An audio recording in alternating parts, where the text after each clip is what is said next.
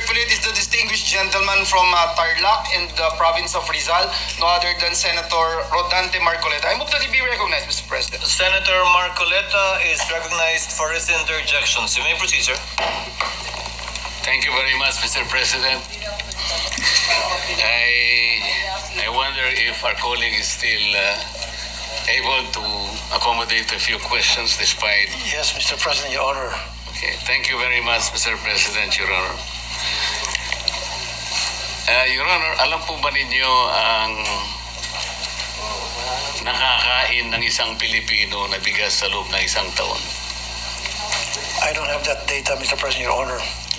According to the Philippine Statistics Authority, ang isang Pilipino po, ang tawag po nila rito ay per capita consumption of rice. 122 kilos daw po ang nakakain ng isang Pilipino sa loob ng isang taon. Sa mga tweet, kinuwenta ko po 122 kilos times 115 million Filipinos divided by 20 something kasi para makita po natin per metric tons. Ang national consumption po pala, base po sa kwenta ko, Mr. President, 14 million metric tons of rice.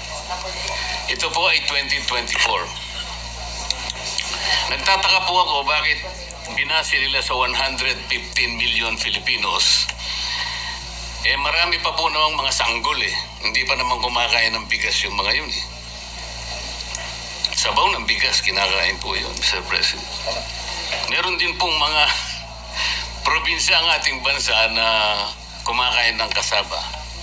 Sa Mindanao po siguro marami doon. Meron din tayong mga lugar na mais ang kinakain, lalong-lalo na po sa Cebu. Sana po ay ibinawas sana ito. Ganun pa man, kahit na aminin po natin, Mr. President, na sa official record po ng PSA, ang atin pong consumption ay 15.5 million metric tons. Dinagdagan pa nga ng 1 milyon Sa kwenta ko 1 milyon at kalahati. Tinanong ko rin po yung production natin on the same year. Ang sabi po nila, 19.3 million metric tons. So, ang sabi ko po, ay kukunti naman pala yung consumption natin. Mas malaki pa pala yung pinroduce natin, 19.3 million metric tons. Ipagpalagay mo ng 15.5 million metric tons ang kakainin ng bawat isang Pilipino. Di sana hindi tumaas ang presyo ng bigas. Kayang-kaya. Wala pa pong importation dito, Mr. President. Sa production pa lang natin, kayang-kaya na nating takpan ang pangangailangan po ng bawat isang Pilipino. So nagtanong po ako sa aking mga kaibigan sa mga concerned agencies na ayaw na po nilang ipabanggit ang mga pangalan for obvious reasons. Paano po ako nangyari yan? This seems to be a very big conundrum for all of us. Hindi po nila maipaliwanag, Mr. President. So dito po, kitang-kita natin ang napakalaking korupsyon na yung sinasabi po kanina ni Senator Jaime na supply chain. Kahit na po hindi natin tingnan doon Dito pa lang sa statistics na ito Sobra po ang ating production kaysa pangangailangan natin sa pagkain.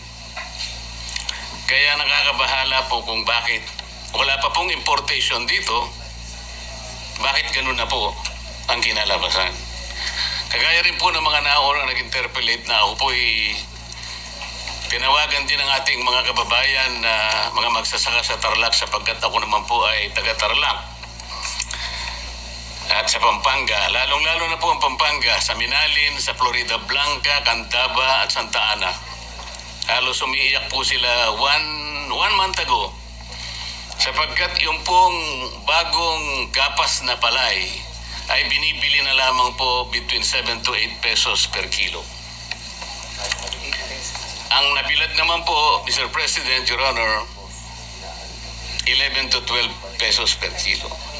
Sabi po nila, umiiyak po sila literally. Nakakaawa po ang kanilang kalagayan kaya biniro ko na lamang po sila. Bakit ako po ang tinawagan ninyo? Kasi po Kapampangan kayo Si Senator Lito Lapid, Kapampangan. Pero ako, ganito po ang gagawin natin. Kakausapin ko po ang aming mga kasama at pag-uukulan po natin ng atensyon ito pong problemang ito. Tama naman po na kailangan natin pong lunasan kaagad. Sapagkat kagaya po ng sinabi nila, wala na po kami kanyang kinabukasan pagka ganito ang patuloy na mangyayari sa amin. Kasaptar lang po, katulad po na pinag-uusapan nating tarification law, yung biyaya at pangako ng rice tarification law, sa barangay ko lamang po ay halos meron pang natitirang between 35 to 40 farmers na nabubuhay, Mr. President, Your Honor. Pero isa man sa kanila, nung tanungin ko, yung iba po ay meron ding nakalista sa RSBSA, pero ang karamihan po ay wala doon. Kaya nakikita ko, bakit wala sila sa RSBSA at yun namang nasa RSBSA, wala naman tinatanggap. Kaya kailangan po sigurong makita natin lahat yun, Mr. President. I totally agree with you, Mr. President, Your Honor. Pero kanina, medyo nakabulabog na banggit yung numero. Tama talaga kayo doon. Kung totoo yun, 14 million metric tons lang kailangan 115 Filipinos to makukonsume na rice in a year versus 19 million metric tons ang pinoproduce natin sa ating bansa na bigas. Ba't pa tayo mag-import? So that has to be investigated, Mr. President. Sa kanila po galing yung statistics, Mr. President. That is correct. That has to be investigated thoroughly. Kung tama ba yung figures, then What is the pleasure of the Honorable Pangilinan? With the permission of Senator Marcoleta and Senator Tulfo. With the permission of the gentleman who have the thank floor, you. Senator Pangilinan may proceed. I may be mistaken, but I think the 19 million is palay. Igigiling pa yun. And 60% of that 19 million metric tons of palay becomes rice. So it's about 11.9 to 12 million na bigas. Kaya yung importation mo, yung consumption is 15 million bigas, 19 million yung palay. Pagka yan ay nagigiling, magiging 60%, which is about 12 million. So yung gap is about 2 million metric 2 tons. to 3 million. So dapat import natin no more than, Well, yes. million. Dapat, if we go by that Pagka ganon, yes. statistics, those numbers. hindi 5 million, no? Okay. Well, again, we will have to check the data, but I think that's... We have to check the data, Mr. President, because what I got, hindi po pala ito. Because alam ko po ang conversion rate, 67% po ang conversion rate mula sa palay sa pagiging bigas.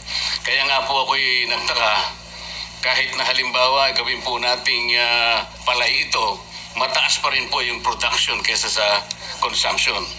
At kung aalisin nga po natin yung iba sapagkat ibinasi po sa 115 million, talaga naman pong karamihan po ng mga sanggol hindi pa kumakain ng bigas, masyado pong malaki ang base data na ginamit po nila.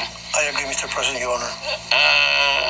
Mr. President, Your Honor, alam po ba ninyo na wala pong continuing o permanent commission para sa agriculture?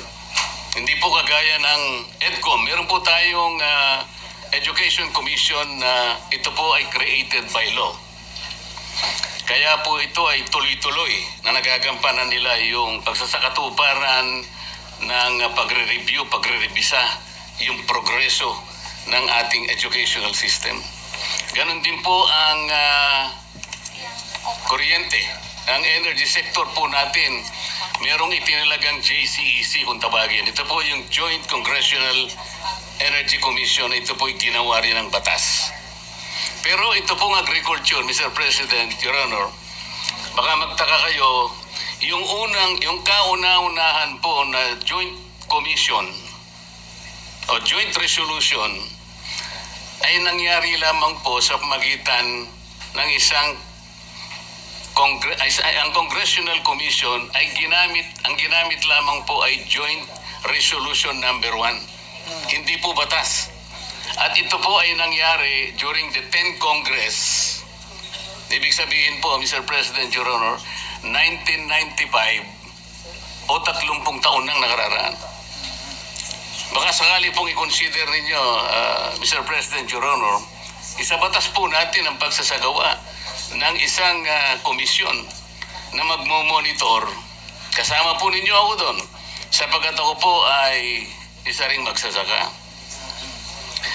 Para sa ganun po, tuloy-tuloy ang pagsasagawa ng kanilang tungkulin sapagkat ang agriculture po ay may tuturing nating economic backbone ng ating bansa. Mahalaga po ang kuryente, mahalaga ang education. Ngunit hindi natin matatawaran na mahalaga din po ang agriculture. Tama po ba? I definitely agree with you, Mr. President, Your Honor.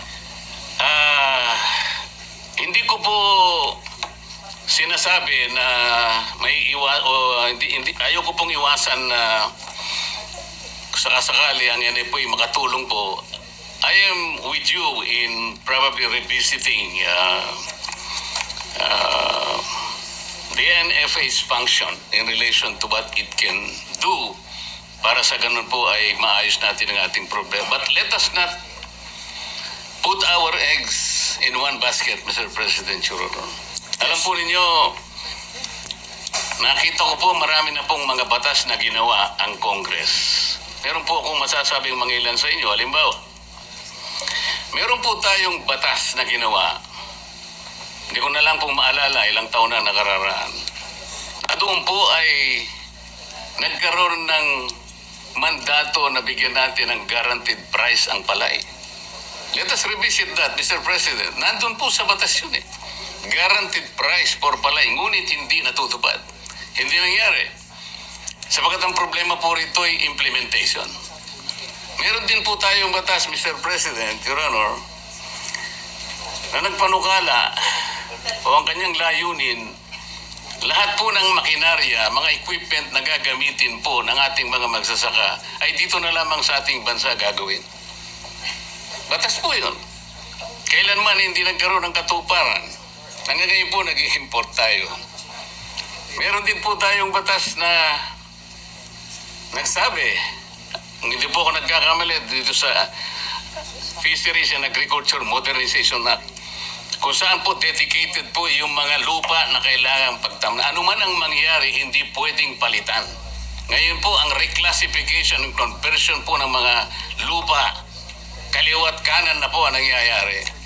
Isang araw po gigising tayo, Mr. President. Baka wala na po tayong mapagtamnan, kahit kangkong na lang. Are you with me, Mr. President, Your Honor? Yes, Mr. President, Your Honor.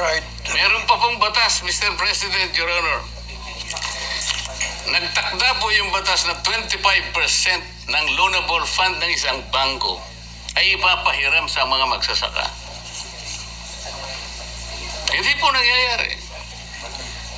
Ang bangko po siguro sapagkat masyadong commercialized. Pero yun po tumutukoy hindi lang private banks po pati public banks. Talagang kailangang bigyan 25% ng kanilang pondo ipautang. Gumawa po sila ng paraan para maiwasan ito, ibinigay sa mga mangungutang na kunwari related sa agriculture, doon po napunta kaya napakaraming warehouse po na nangyari. Pero sa farmer po, walang masya. Ano pong gusto kong ipaintindi, Mr. President? Ang oversight function po ng Congress ay napakabisa rin. Tingnan po natin, repasuhin nating lahat. At mula doon, marami po tayong may tutulong sa ating mga kababayan. Salamat po, Mr. President, Your Honor. Thank you, Mr. President. Thank you, Your Honor.